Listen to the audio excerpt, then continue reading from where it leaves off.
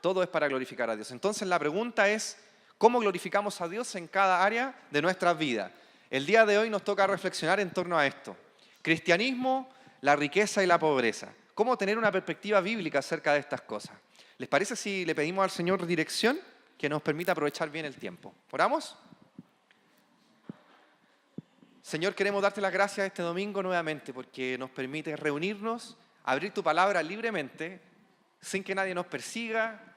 Podemos estudiar acerca de ti, podemos disfrutar lo que vemos y aprendemos de tu palabra. Y lo mejor es que lo podemos hacer en conjunto como familia espiritual, como hermanos en la fe, hermanas. Así que muchas gracias y te pedimos que el día de hoy obres a través de tu palabra en nuestra vida, no solo para adquirir conocimiento, sino también para después transformar nuestras vidas con tu palabra y glorificarte en todas las áreas de nuestra vida. Que seamos una iglesia que te honra y te glorifica en todas las áreas de nuestra vida, de nuestro quehacer. Eso pedimos y te agradecemos todo en el nombre del Señor Jesucristo. Amén. Bien, vamos a comenzar haciendo algunas definiciones de algunos conceptos importantes, así que presten mucha atención. Definiciones y conceptos. Lo primero, ¿qué es la economía? Esto no pretende ser una clase académica ni una cátedra, pero algunos conceptos que nos permitan contextualizarnos. ¿Qué es la economía? Bien, la economía ha sido definida como el estudio de los principios y los métodos para asignar recursos escasos y lograr una producción y una distribución óptima de estos recursos. Como podrán imaginarse, la economía se da en múltiples niveles. Por ejemplo, economía a nivel mundial. Cómo administrar los recursos a nivel mundial y distribuirlos óptimamente en el mundo. Pero también hay economía a nivel país, como en Chile, por ejemplo. La economía chilena. Cómo administrar los recursos que son escasos y distribuirlos óptimamente. Y por supuesto, también hay una economía, por ejemplo, a nivel de los hogares. Cómo administramos los recursos que son escasos y de alguna manera los distribuimos y los usamos óptimamente. En general eso es un concepto de economía, ¿ya? Avanzamos. Otro concepto importante, que es la pobreza. Y aquí nos metemos en terreno fuerte y profundo. La pobreza, según, esta es una definición chilena, Ministerio de Desarrollo Social, es un ministerio chileno, ex Mideplan, ¿se acuerdan? Ya. El 2017 en un informe dice, la pobreza es la condición en la cual las personas no tienen los recursos suficientes para satisfacer de manera adecuada sus necesidades básicas. Sencillo. Ahora miren una definición que da la Organización de las Naciones Unidas. Dice, la pobreza se manifiesta como hambre, malnutrición, falta de vivienda digna o falta de acceso o un acceso limitado a recursos como salud o educación. Fíjense que la Organización de las Naciones Unidas define que hay una línea de pobreza. Línea de pobreza se le llama a ese monto en dinero que si tú tienes menos que eso te consideras pobre o pobre extremo, también llamado indigente. ¿Saben que el año 2015, si mal no recuerdo, la Organización de las Naciones Unidas definieron la línea de pobreza como vivir con menos de $3 al mes por individuo? Menos de $3. Y pobreza extrema, menos de $1,9. ¿En pesos chilenos cuánto sería eso?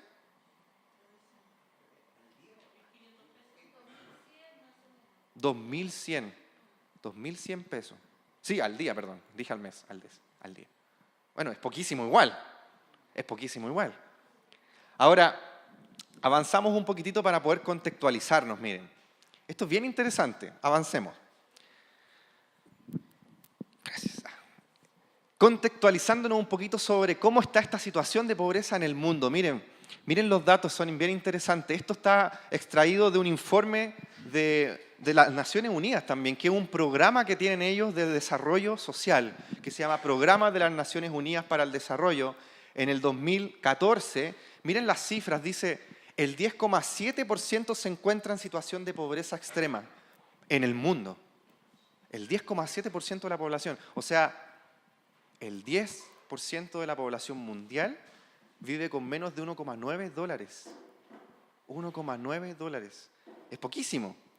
Eso se traduce en casi 800 millones de personas, pensando que la población mundial se estima en 8.000 millones de personas. 800 millones de personas viviendo en pobreza extrema, es decir, sin poder satisfacer las necesidades básicas para vivir. Y aunque, dice este informe, aunque se han reducido las tasas de pobreza en el mundo, fíjense que esta reducción de la pobreza no ha sido uniforme. O sea, hay algunos países que han progresado, otros no. Algunos continentes han progresado, otros no. Por ejemplo, la mitad de la población pobre extrema del mundo se encuentra en África, en el sur. Algo pasa, que las cosas no avanzan de una forma correcta. Y fíjense que lo peor de todo es que gran parte de la gente que sale de la pobreza vuelve a caer en la pobreza. Y se traduce esto en un ciclo de pobreza. Tremendo, es un informe hecho por las Naciones Unidas. Avancemos. Hay un informe hecho por una organización que tampoco es cristiana, que se llama Oxfam, una organización que reúne muchos países en el mundo, no gubernamental, y que hizo un estudio el año 2018, este es un informe recién salido, que dice que, mire, el 1% más rico de la población mundial posee más riqueza que el resto del planeta. O sea, no solo hay pobreza, sino que también hay mala distribución de las riquezas. El 1% de la población mundial posee más riqueza que el resto del planeta. Es decir, 8 personas poseen la misma riqueza que más de 3.600 millones de personas. No, 3.600. Ah, sí, pues. 3.600 millones de personas. Que eso me impactó, pero realmente es eso. 3.600 millones de personas. Tremendo. ¿Por qué les coloco esos logos? Los reconocemos inmediatamente, ¿cierto? Facebook, empresas como Apple, que hacen los iPhone, o Microsoft, que hacen los computadores, ¿cierto? Reúnen toda esta riqueza. Fíjense, 10 empresas en el mundo, dice este informe, obtuvieron una facturación superior al ingreso público de 180 países juntos. Tremenda mala distribución de las riquezas, ¿cierto? Entonces la pobreza no solo pasa por tener baja cantidad de recursos, sino que de repente el problema es la distribución. Avancemos. Miren lo que dice la directora de esta asociación. Me gustó mucho este discurso. Dice: el boom de los millonarios no es signo de una economía próspera, sino un síntoma del fracaso del sistema económico. Se explota a las personas que fabrican nuestras ropas, por ejemplo, ensamblan nuestros teléfonos, las personas que cultivan los alimentos que consumimos para, ¿qué cosa? Garantizar un suministro constante de productos baratos y así engordar los beneficios de las empresas. Me gustó este discurso, porque uno podría pensar, ok, teóricamente la economía de alguna manera avanza porque hay gente que se va haciendo más millonaria, pero lo que dice la directora de esta institución es bien cierto. En realidad esto es un síntoma del fracaso del sistema económico mundial. Porque solo algunos se hacen más ricos. Otros viven y persisten en la pobreza. Esto me hace pensar que la sociedad está corrompida, producto de, nosotros sabemos, la humanidad que está corrompida. Jesucristo dijo en Marcos capítulo 7, verso 20 en adelante, que lo que contamina al hombre está dentro. Nosotros ya sabemos el verdadero diagnóstico de esta situación. Avancemos. ¿Cómo funciona en Chile esto? Bueno, en Chile la pobreza se mide a través de una encuesta, que es la encuesta CACEN, ¿cierto? Que es la encuesta de...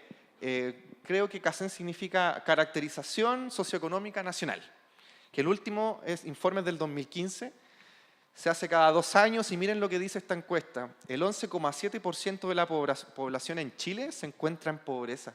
Tremendo. Claro que la línea de pobreza chilena es un poco mayor, aproximadamente vivir con menos de 100.000 pesos mensuales por persona del grupo familiar. Un poquito más alto que el nacional, o sea que el internacional. De este 11,7%, el 3,5% vive en pobreza extrema. El 20,9% se encuentra en pobreza multidimensional, que es un concepto nuevo en Chile, más o menos contingente, que habla de acceso también a educación, acceso a salud. Eso también se considera hoy en día un bien importante. Y lo más terrible quizás es que Chile presenta una de las tasas más altas de desigualdad. Se miden aquí, los que son de economía sabrán que existe un coeficiente que se llama el coeficiente de Gini, que es un coeficiente que se mide en estas encuestas. Y Chile tiene un promedio que es superior a la de la mayoría de los países de la OCDE. Es tremendo. Chile tiene unas tasas de desigualdad muy, muy grandes. Avancemos. Esto es solamente una contextualización. Miren, En la página de la Organización de las Naciones Unidas, esto es como el logo. Agenda 2030 se llama. 17 objetivos para transformar nuestro mundo. Miren el objetivo número 1. Poner fin a la pobreza en todas sus formas, en todo el mundo. ¿Creen que se pueda lograr esto? Yo me hago las siguientes preguntas. Miren, avanzamos. ¿Qué pasó? Algo pasó ahí, no era en esa la diapositiva. Yo me hago la pregunta de, ¿qué pasa que las cosas no están funcionando? ¿Qué pasa que los proyectos que hace la gente no cristiana, de alguna manera no funcionan para deshacernos de la pobreza? Algo sucede. Quizás la perspectiva no es la correcta. Entonces, quiero que revisemos algunas posturas erróneas acerca de la riqueza y la pobreza. Miren, esto se pone bien interesante aquí. Primero, la postura de la prosperidad. También llamado el evangelio de la prosperidad, el evangelio del decláralo y recíbelo, o también conocida como la teología de la confesión positiva. ¿Qué es lo que enseña esto? Ustedes ya lo conocen o habrán oído hablar, que el evangelio de la prosperidad es una enseñanza de que de alguna manera la riqueza material es parte obligada de una vida cristiana entregada y consagrada. O sea, en la medida que nos consagramos como cristianos, Dios nos debe de alguna manera prosperar materialmente. Entonces, el evangelio de la prosperidad, también llamado decláralo y recíbelo, porque se predica mucho esto de declara que vas a tener lo que quieres y lo vas a recibir, como si el lenguaje pudiese tener ese poder creativo, ¿cierto?, sobrenatural e incluso de demandar que Dios nos prospere. Ya, por eso también se le llama teología de la confesión positiva. Fíjese que los maestros del evangelio de la prosperidad animan a sus seguidores a orar, incluso a demandarle a Dios el florecimiento material. Y le puse esa imagen. ¿Saben lo que es esa imagen o no? Es como el genio, ¿cierto? El genio de la lámpara de Aladín. Transforman a Dios como en un genio que simplemente nos da todos los deseos que nosotros tenemos en nuestro corazón. Por más depravados que sean, parece que. Algunos le llaman que este evangelio transforma a Dios en un mayordomo cósmico, ¿sí? Un genio de la lámpara. Miren, avancemos. Se basan en versículos como no avancemos tan rápido, Dios, les voy a dar un poquito de sorpresa. Se basan en versículos como Deuteronomio 28, 13 o Josué 1:8. ¿Ustedes conocen estos versículos? Miren lo que dice Deuteronomio 28. Dice, te pondrá Dios, ¿han escuchado esto alguna vez? Por cabeza y no por cola. Y estar encima solamente, o sea, que tú estarás encima solamente y no debajo, si obedecieres los mandamientos de tu Dios. Versículos como estos inspiran a estos maestros de la prosperidad para decir, Dios quiere bendecirte materialmente y eso depende solamente de tu fe. Si tienes fe, entonces Dios te va a prosperar, sí o sí, materialmente. O versículos como Josué 1:8, que muchos de ustedes me imagino que lo conocen, dice, nunca se apartará de tu boca este libro de la ley, sino que de día y de noche meditarás en él. Y al final del versículo dice, porque entonces harás prosperar tu camino y todo te saldrá bien. Entonces versículos como esos, estas personas los toman, los tuercen, entonces enseñan que hay una lógica de prosperidad económica para todos los creyentes. Avancemos. Efectivamente, Dios sí desea la prosperidad del creyente, pero no entendida necesariamente como una riqueza material. Fíjense lo que enseña Jesucristo en Lucas 12:15. Dice, guardaos de toda avaricia, y claramente enseña, porque la vida del hombre no consiste en la abundancia de los bienes que posee. Clarísimo. O en Mateo capítulo 20, cuando dice en el versículo 26, pero entre vosotros no será así, como predican esto del evangelio de la prosperidad. Dice, el que quiere hacerse grande será vuestro servidor. Entonces parece que eso de ser cabeza y no cola no necesariamente significa que yo voy a tener una gran posición dentro de una empresa. ¿Me entienden? Jesucristo está diciendo, es otro el significado de prosperidad, no necesariamente material. Ojo con las posturas erróneas. Dios puede permitirnos, de hecho, momentos de escasez en base a propósitos soberanos, como enseña Pablo en Filipenses 4:12, un tremendo versículo. Miren lo que dice Pablo. Sé vivir humildemente y sé tener abundancia, prosperidad material. En todo estoy enseñado así para estar saciado como para tener hambre, para tener abundancia como para padecer necesidad. Y ahí está el famoso versículo, porque todo lo puedo en Cristo que me fortalece. ¿Se dan cuenta cómo el propósito de Dios soberano de llevarnos a veces por valles de escasez tiene que ver con Cristo? ¿Tiene que ver con nuestra vida cristiana? Interesante, ojo con las posiciones y las posturas que son erróneas. Avancemos. Hay otra postura que es quizás un poco más al otro extremo, que dicen, no, Dios no quiere que prosperes materialmente, de hecho quiere que todos nos volvamos pobres. Enseñan que debemos volvernos materialmente pobres. No sé si a alguien de acá le suena eso. Volverse materialmente pobres. Miren, se señala el ejemplo de Jesucristo en 2 Corintios 8:9. El versículo está puesto a continuación. Porque ya conocéis la gracia de nuestro Señor Jesucristo, dice Pablo, que por amor a vosotros se hizo pobre, siendo rico, para que vosotros con su pobreza fueseis enriquecidos. Entonces algunos toman este versículo para decir, todos tenemos que hacernos pobres materialmente. Interesante. Se señala también que la Biblia enfatiza constantemente la humildad y la pobreza como algo positivo, lo cual tiene algo de cierto y lo vamos a ver a continuación y seguramente en el sermón del día de hoy lo vamos a reflexionar, que nos toca, bienaventurados los pobres de espíritu. Miren lo que dice 1 Pedro 5:5, porque Dios resiste a los soberbios, pero da gracia a los humildes. Entonces muchos dicen, hay que vivir humildemente como pobre, hay que volverse pobre, materialmente hablando. Entonces, no sé si logramos percibir un poco el error en el cual incurren estas personas o esta postura. Es un mal entendimiento totalmente de la pobreza que enseña la Biblia como algo positivo. Avancemos. Entonces llegamos a quizás la parte más importante. ¿Cuáles son estos principios, estas enseñanzas bíblicas acerca de este tema tan interesante de la pobreza y la riqueza? Vamos a ver solamente algunos para que nos podamos orientar. Esto es solamente una degustación de los principios y enseñanzas bíblicas acerca de estos temas. Yo sé que van a quedar quizás con ganas de un poquito más o quizás con algunas preguntas.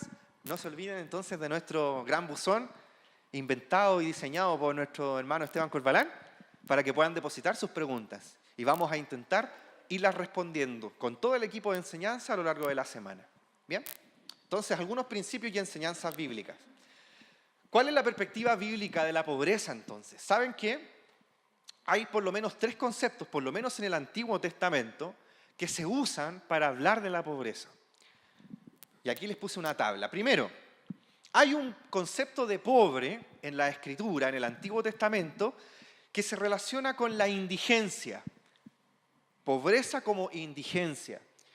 Y esto tiene mucho que ver con algo personal, ¿sí? Con incapacidad de solventar las necesidades materiales en lo personal.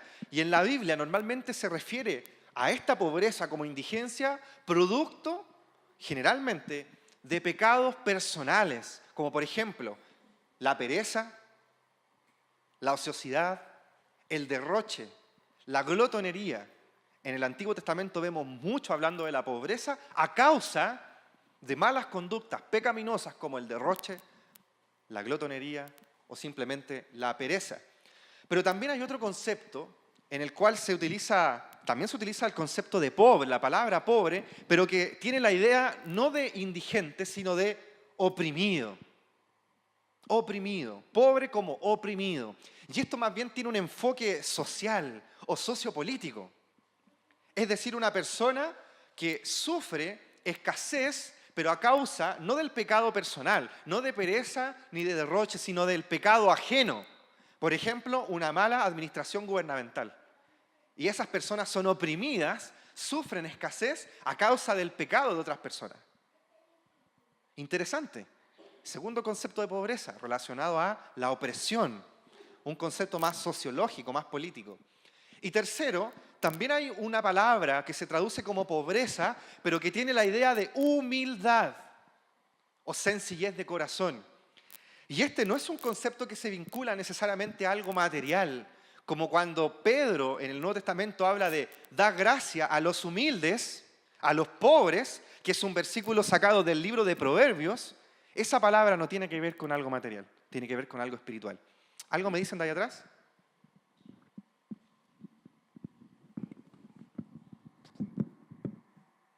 Fíjense que esta humildad, esta pobreza, que se traduce como humildad también, está asociada al temor de Dios. Y yo creo que es algo que vamos a reflexionar el día de hoy. Fíjense que, ¿cuál es la perspectiva bíblica entonces de estos tres conceptos de pobreza? Cuando hablamos de indigencia o de pobreza a nivel material, ¿cierto? Producto de pecados personales como la pereza, la ociosidad, la glotonería o el derroche, la solución bíblica es muy sencilla. Miren lo que enseña el libro de Proverbios, por ejemplo. Este versículo no está proyectado. Proverbios capítulo 6, versículo 6 en adelante. Este versículo muy interesante, muy bonito también. Miren lo que dice Proverbios 6, versículo 6. Dice, ve a la hormiga, oh perezoso, mira sus caminos y sé sabio, la cual no teniendo capitán, ni gobernador, ni señor, prepara en el verano su comida y recoge en el tiempo de la siega su mantenimiento. Verso 9, perezoso, ¿hasta cuándo has de dormir? ¿Cuándo te levantarás de tu sueño? Un poco de sueño, un poco de dormitar y cruzar por un poco las manos para reposo, así vendrá ¿qué cosa? Tu necesidad como caminante y tu pobreza como indigencia, como hombre armado. ¿Se dan cuenta cómo aborda la Biblia esta pobreza que está vinculada a pecados personales como la pereza? Sencillo, trabajo, responsabilidad. Lo vamos a ver en diapositivas siguientes. Ahora, ¿cómo la Biblia aborda el siguiente concepto de pobreza? Cuando esto tiene que ver con una opresión que es producto de un pecado ajeno. Por ejemplo, un mal gobierno.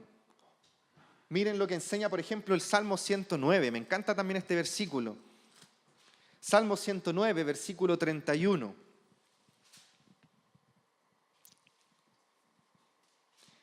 Dice, porque Dios se pondrá a la diestra del pobre, pero del pobre que tiene la idea de un pobre oprimido, producto de agentes externos. Pobre, dice, para librar su alma de los que le juzgan. O el Salmo 140, versículo 12, que tiene la misma idea y dice lo siguiente. Salmo 140, 12. Yo sé que Jehová tomará a su cargo la causa del afligido, del oprimido y el derecho de los necesitados. Entonces, ¿cuál es la perspectiva bíblica de este tipo de pobreza? ¿Producto de pecados ajenos? Es sencillo. Es que Dios es el que va a hacer justicia. Y los oprimidos pueden descansar en que Dios va a hacer justicia. Y si no es en la tierra, será en lo venidero. Entonces es interesante cómo la Biblia aborda estos conceptos de pobreza. ¿Y para qué hablar del último concepto de pobreza? Que tiene que ver con la humildad de corazón, no con la pobreza física o material, necesariamente. Isaías 66, 2, que yo creo que es un versículo que hoy día sin duda va a salir en la predicación del Sermón del Monte.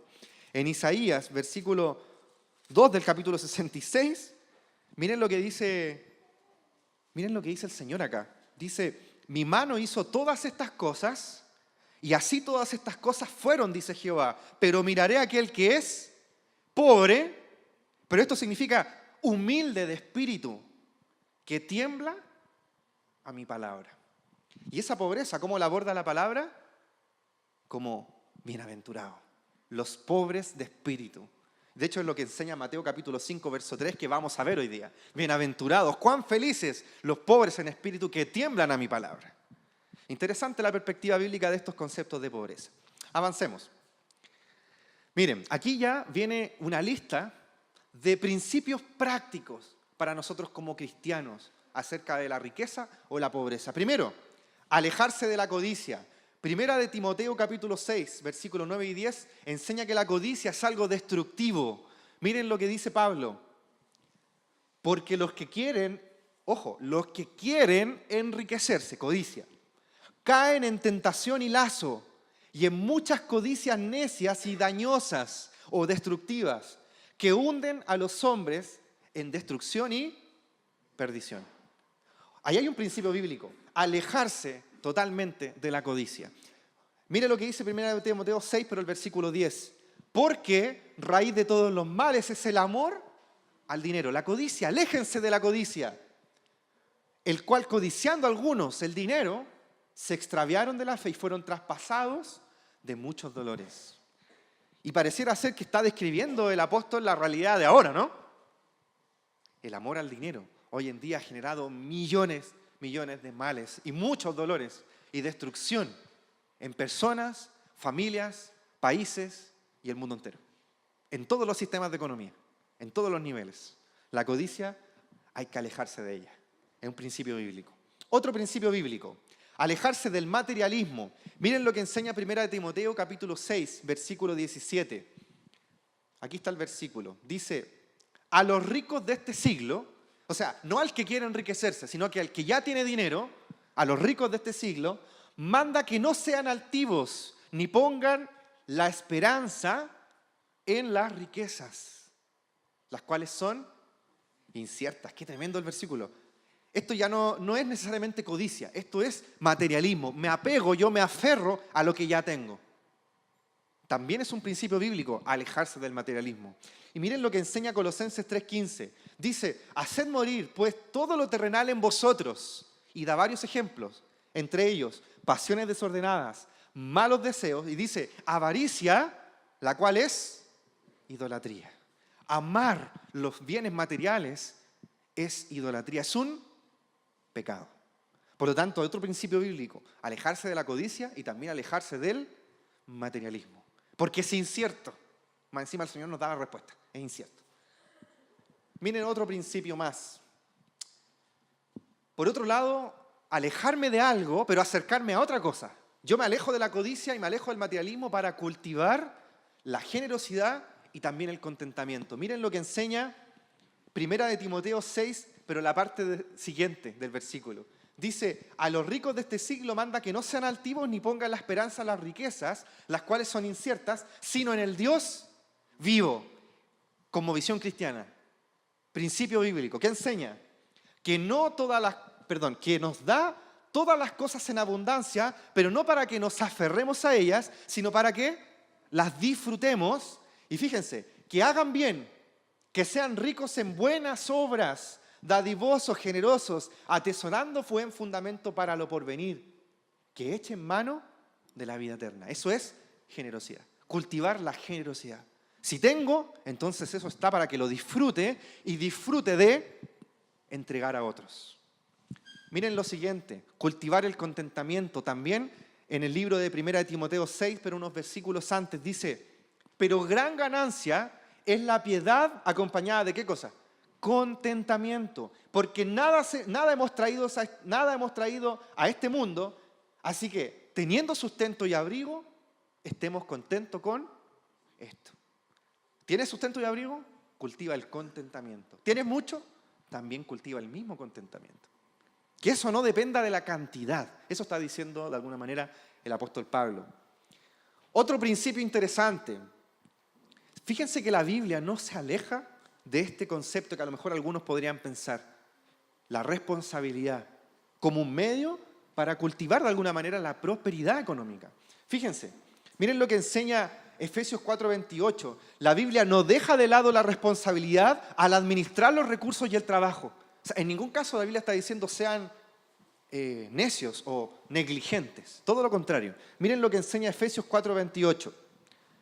Por ejemplo, el que hurtaba, no hurte más, sino que trabaje para que tenga que compartir con el que tenga necesidad. Práctico, ¿no? Principio práctico. Si alguien hurtaba, no hurte más, sino que trabaje para que tenga remuneración y así pueda compartir con los demás.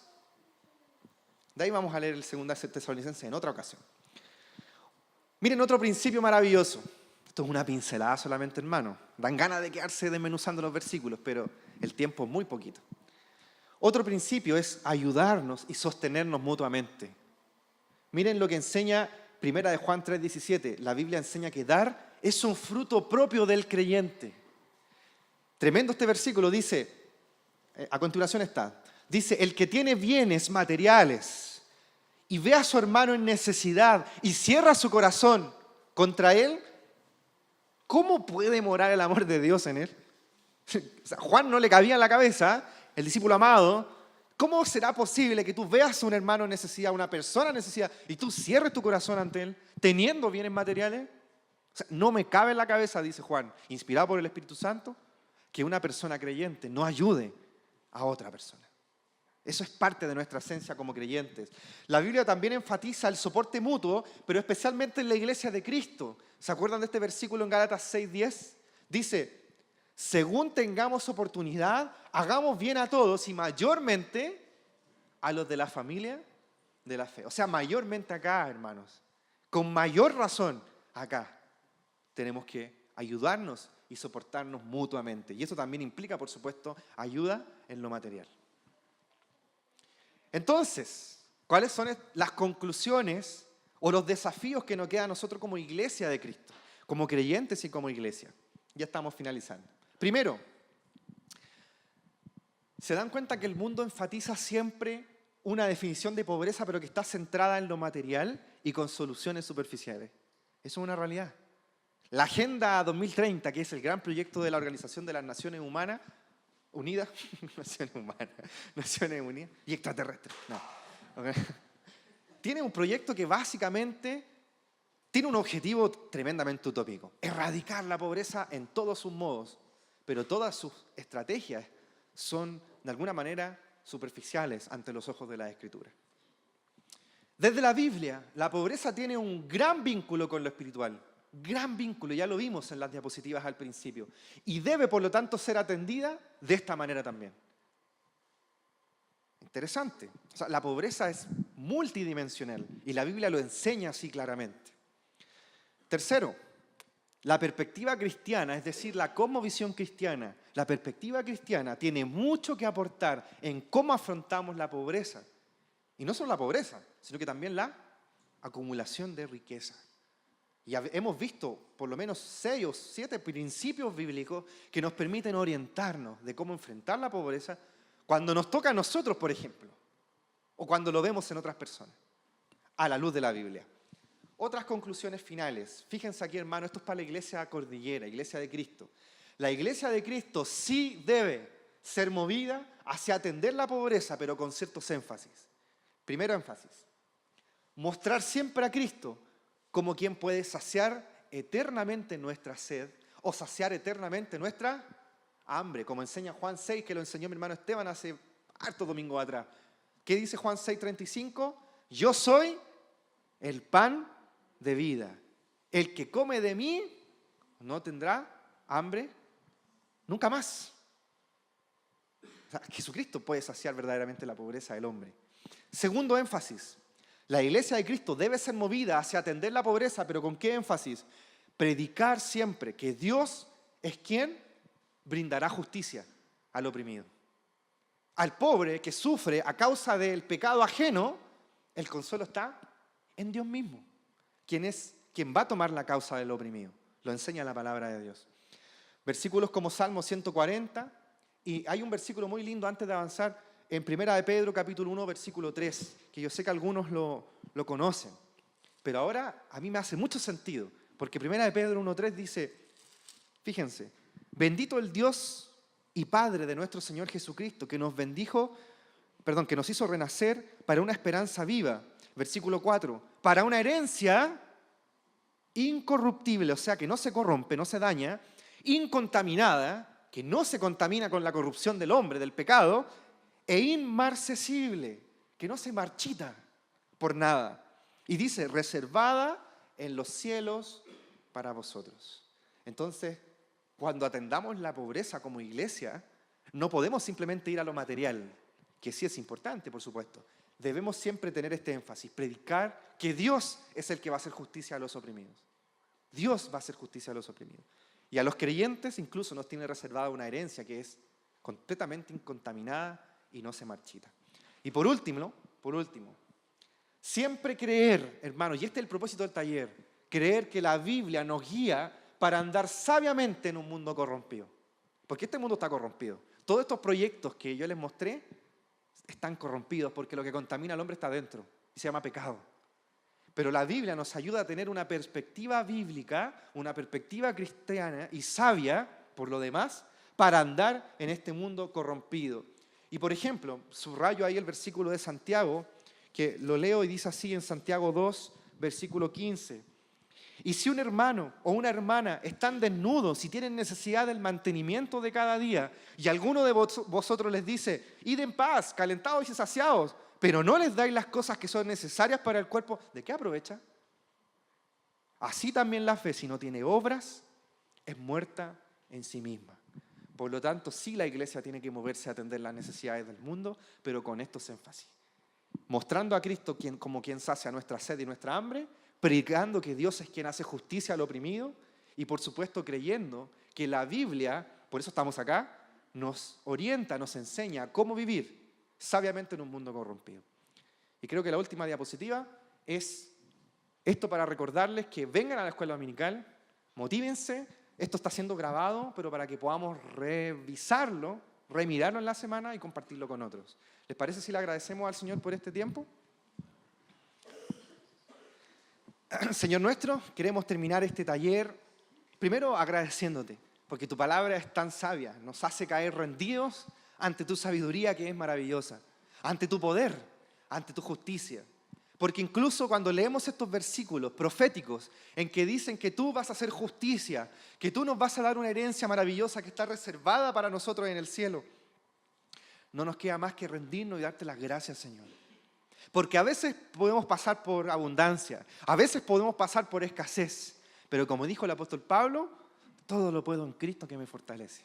Y quizás esa es la mejor conclusión para esta primera sesión de este taller de Cosmovisión Cristiana, que todo nos lleva a Cristo mismo, porque todo lo puedo en Cristo que me fortalece. Si enfrentamos algún día la pobreza en nuestra vida o la pobreza en la vida de otra persona, llevémoslo a Cristo, porque es lo mejor que podemos hacer. Porque todo lo podemos en Cristo que nos fortalece. Porque Cristo es el pan que sacia el hambre. Cristo es el agua que sacia la sed por siempre. No hay otra fuente, ni siquiera un organismo internacional que pueda saciar nuestra hambre, nuestra sed por siempre. Así que gracias porque hoy nos das perspectivas lindas sobre temas contingentes. Pero también ayúdanos a ser responsables con todos estos principios que vamos aprendiendo. Así que muchas gracias, Señor. Y te pedimos que esta reunión y todo lo que viene en adelante sea también para tu honra y gloria, porque ese es el propósito de todo lo que hacemos, glorificarte a ti, Señor. En el nombre del Señor Jesucristo oramos. Amén. Gracias, hermanos. Nos pasamos un poquito, pero nos vemos en un ratito más en la reunión.